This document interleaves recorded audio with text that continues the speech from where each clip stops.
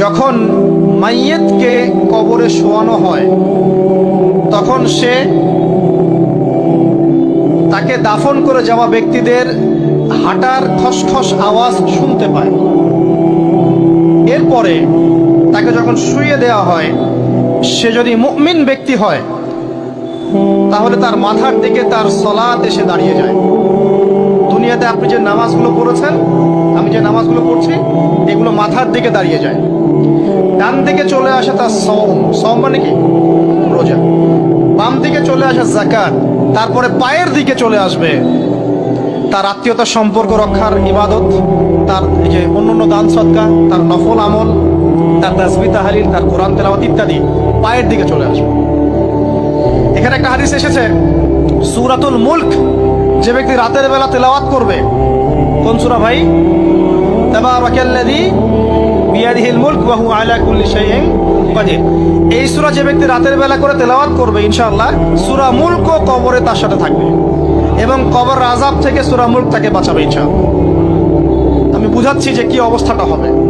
এবার দুজন ফেরেশতা মাথার দিক থেকে আসবেন, আসতে চাইবেন, সালাত বলবে এখান দিয়ে আসা যাবে না, এদিক দিয়ে আসা যাবে না। ডান দিক দিয়ে আসতে চাইবেন, এদিক দিয়ে আসা যাবে না। বাম দিক দিয়ে আসতে চাইবেন, যাকাত বলবে এদিক দিয়ে আসা যাবে না। পায়ের দিক দিয়ে আসতে চাইবেন, আমলগুলো বলবে এদিক দিয়ে আসা যাবে না। তারপরেও তারা আসবেন, চোখগুলো হবে নীল এবং কালো বর্ণ, নীলাপ চোখের, কালো। মুনকার নাকি? উঠে বসিয়ে দেওয়া হবে। এবার তিনটা প্রশ্ন। প্রথমে প্রশ্ন হচ্ছে কি? মান রব, তোমার রবকে? তখন মুমিন বান্দা বুক ফুলিয়ে বলবে রব্বি আল্লাহ, আমার রবকে আল্লাহ। পৃথিবীতে যে ব্যক্তি আল্লাহর সাথে শিরিক করে নাই, আল্লাহ তাওহীদের উপর থেকেছে এবং তার উপরে মৃত্যুবরণ করেছে, ইনশাআল্লাহ সে ব্যক্তি এর উত্তর নির্দ্বিধায় দিতে পারবে ইনশাআল্লাহ। আর দুনিয়াতে যে বা যারাই আল্লাহর সাথে শিরিক করবে, আল্লাহর সাথে শিরকের পাপে লিপ্ত হবে, ওই অবস্থায় মারা যাবে, তাওহীদের উপর থাকবে না, কোশ্চিন কালেও মান রব্বুক উত্তর দিতে পারবে না। তারপরে প্রশ্ন হয়ে যাবে মা দীনুক, তোমার দিন কি ছিল? মুমিন বান্দা উত্তর দিবে কি? দিন ইয়াল ইসলাম, আমার দিন ছিল ইসলাম। এখানে শুনে রাখেন, পৃথিবীতে যারা ইসলামকে পরিপূর্ণরূপে পালন করবে তারাই এই উত্তর দিতে পারবে ইনশাআল্লাহ। যারা ইসলামকে ঠাট্টা বিদ্রুপের হাসি তামাশার পাত্র বানিয়েছে, মন চাইলে কিছু করি, মন চাইলে কিছু করি না, সহজগুলো একটু আমল করি, বাকি কিছুর আমল ধারি না, হ্যাঁ, নামাজ পড়ি, সুদ ছাড়তে পারি না, ঠিক আছে, বছর বছর ওমরা করি, এদিকে ঘুষ দুর্নীতি ছাড়তে পারি না, ইসলামকে ঠাট্টা তামাশার পাত্র বানিয়েছে, এরা কোশ্চিন কালে উত্তর দিতে পারবে না মা দীনুক। দিনে পরিপূর্ণরূপে ইসলামে প্রবেশ করতে বলেছেন আল্লাহ রাব্বুল আলামিন। যারা পরিপূর্ণরূপে ইসলামে প্রবেশ করবে এবং ইসলামের প্রতিটা মৌলিক বিধান মেনে চলবে, ইনশাআল্লাহ তারা এর উত্তর দিতে পারবে। এরপরে আসবে তৃতীয় প্রশ্ন। নবী সাল্লাল্লাহু আলাইহি ওয়াসাল্লামকে দেখানো হবে। যখন দেখানো হবে তখন সূর্য যখন ডুবে যায়, যে দৃশ্যটা আমরা দেখতে পারি না, ওই দৃশ্যটা ভেসে উঠবে এবং মুমিন বান্দা অস্থির হয়ে যাবে, বলবে আমাকে ছেড়ে দাও, আমি নামাজ পড়বো। সুবহানাল্লাহ। তার কারণ তার কাছে মনে হবে যে আসরের ওয়াক্ত হয়ে গেছে, আসরের ওয়াক্ত হয়ে গেছে, আসরের ওয়াক্ত চলে যাচ্ছে, আমাকে নামাজ পড়তে হবে। চিন্তা করেছেন? ওই যে একটা হাদিস আছে না, যে 7 শ্রেণীর মানুষকে আল্লাহ রাব্বুল আলামিন আরশের ছায়া দিবেন।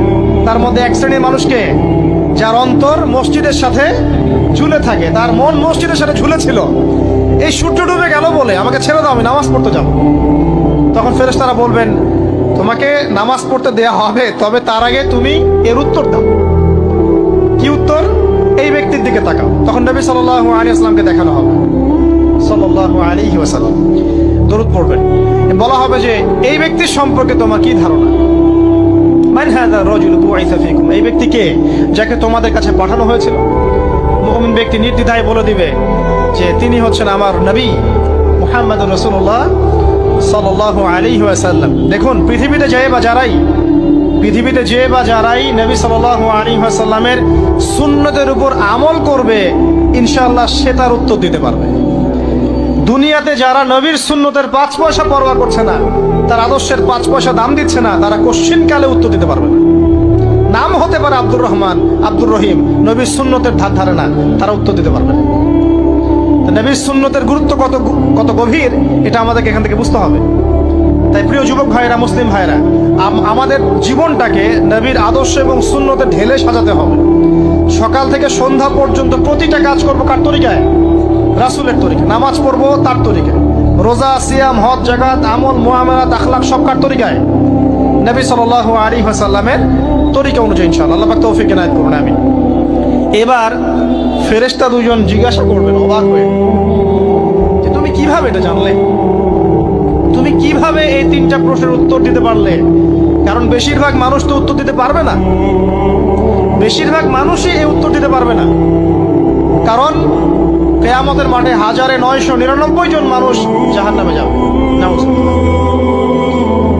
তো এটা কঠিন পরীক্ষা। আল্লাহ রাসূল সাল্লাল্লাহু আলাইহি ওয়াসাল্লাম বলেছেন যে নিশ্চয়ই তোমাদেরকে এখানে পরীক্ষায় ফেলা হবে, আর তোমরা যদি এই পরীক্ষা জেনে তোমাদের মৃতদেরকে দাফন করা থেকে বিরত না থাকতে, তাহলে আমি তোমাদেরকে শুনিয়ে দিতাম কবরে কেমন পরীক্ষা হয়।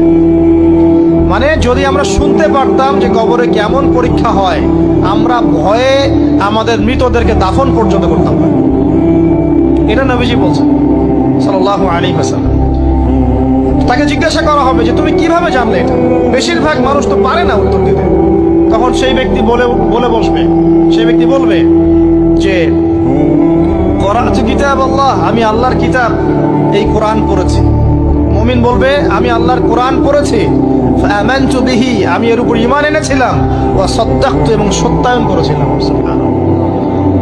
অতএব দুনিয়াতে যারা দিনের জ্ঞান অর্জন করছে না, কোরআন পড়ছে না, হাদিস পড়ছে না, পড়াশোনার চেষ্টা করছে না, জানার চেষ্টা করছে না, কবরে পার পাওয়া ডিফিকাল্ট আছে। এটা একটা অন্যতম প্রশ্ন। আমরা কিন্তু মনে করি তিনটা প্রশ্ন হচ্ছে, আসলে প্রশ্ন হচ্ছে কয়টা? 4টা। তিনটার পরে আরো একটা এক্সট্রা। কিভাবে জানলে? তখন উত্তর দিচ্ছে আমি আল্লাহর কিতাব পড়েছি, ঈমান এনেছি, সত্যায়ন